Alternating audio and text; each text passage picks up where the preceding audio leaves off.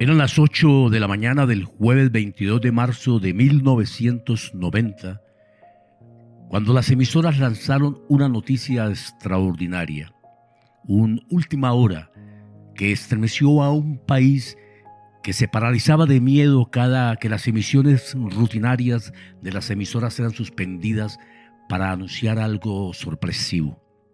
Podría ser otra de las tantas y diarias bombas de terror ordenadas por Pablo Escobar, o que alguien importante hubiera sido asesinado, o que se hubiera cometido una nueva masacre. La noticia que se escuchó fue que en el aeropuerto El Dorado se había producido un grave atentado contra el joven presidente de la Unión Patriótica y candidato presidencial Bernardo Jaramillo Ossa. ¡Extra! Hace unos minutos se produjo un tiroteo en el puente aéreo de Bogotá. Fue herido a tiros el candidato presidencial de la Unión Patriótica, Bernardo Jaramillo Ossa. Bernardo no llegó vivo a la cercana clínica de la policía. El país se estremeció y grupos de protesta fueron llenando las calles de las principales ciudades de Colombia. Posteriormente se supo que el asesino había sido un joven de escasos 16 o 17 años, el que disparó la ametralladora.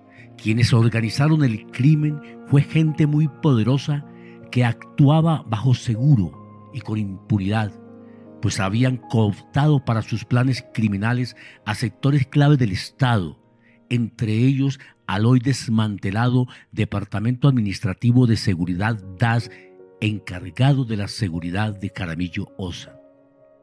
Bernardo era plenamente consciente del riesgo que vivía. Lo supo desde que, siendo muy joven, ingresó a la Juventud Comunista en su natal Manizales.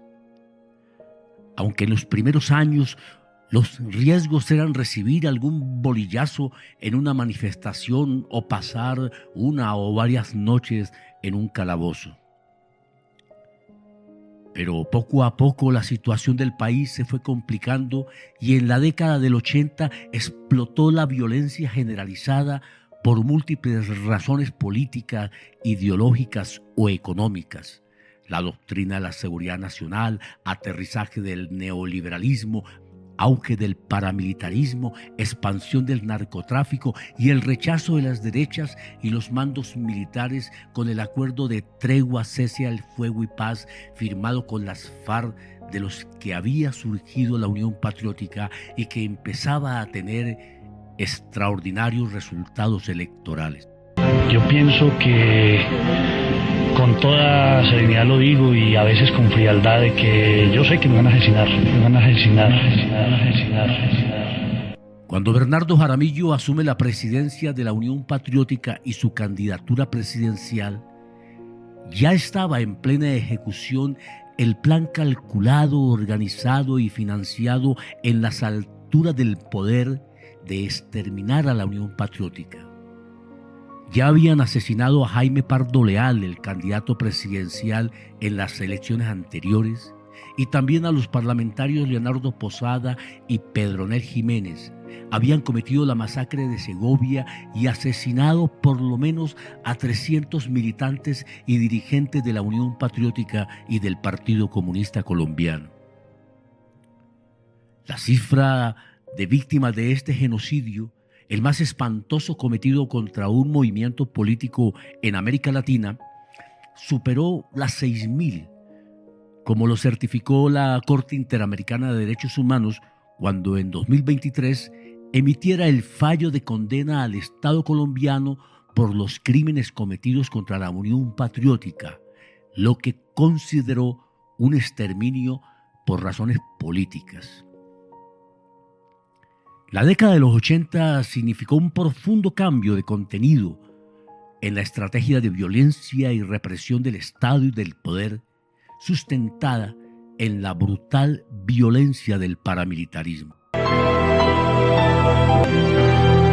Hay unas fuerzas minoritarias que quieren llevar a Colombia por el camino del fascismo, de unas fuerzas oscuras que no quieren ningún cambio, que quieren el statu quo en todo sentido. Por eso Bernardo Jaramillo, en nombre de la Unión Patriótica, señalaba las inconsecuencias del gobierno de Virgilio Barco con las políticas de paz y con la defensa del acuerdo firmado, y especialmente por la inacción frente a los crímenes crecientes del paramilitarismo.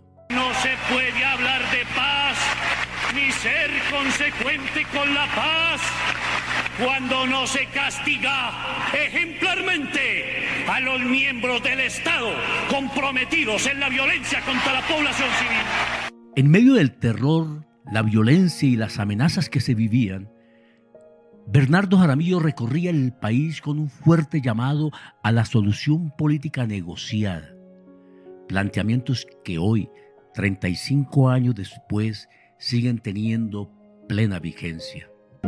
Nosotros estamos convencidos que han cambiado muchas cosas en Colombia, de que se ha abierto el espacio y la convicción de la inmensa mayoría de los colombianos que la única alternativa y la única salida es la salida política, y que la salida política al conflicto armado pasa por el diálogo entre el gobierno y la insurgencia, toda ella en su conjunto, y la interlocución también válida de la sociedad civil para encontrar caminos de reconciliación.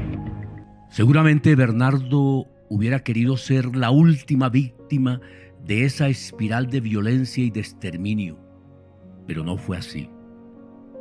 La violencia se extendió y se degradó, y hoy día, en Catatumbo, Cauca, Arauca o Chocó, el terror y el miedo acorralan a sus habitantes en medio de la locura de diversas violencias y guerras, a pesar de todos los esfuerzos y desespero del gobierno por encontrar el camino de la paz total.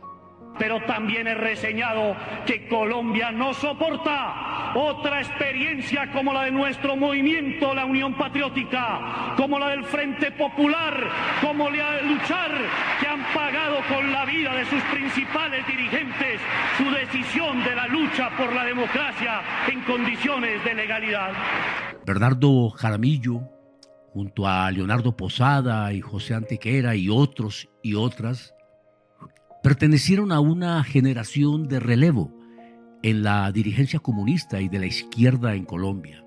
Iban sustituyendo a una generación de serios y disciplinados dirigentes sindicales, agrarios y de la intelectualidad.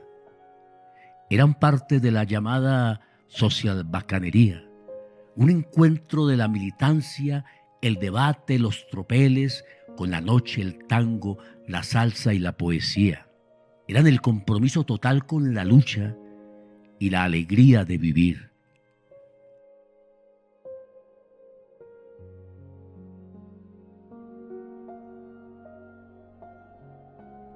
Te partieron la risa, camarada. Marzo te sorprendió con balas en la espalda. Te quitaron paisajes y faroles y las lunas que viste crecer en tu ventana. Te quitaron las tardes y los árboles y los domingos largos. Te arrancaron de pronto los años que guardabas, en cambio te entregaron en cápsulas de odio todo el rencor que cupo debajo de tus carnes. Se robaron tu aliento, camarada, en esa misma calle de esquinas y muchachas, en esa misma calle que fue un Vietnam furioso de minutos escasos. Caíste para que alguien pueda cargar mañana a sus cenas y niños en lugar de fusiles.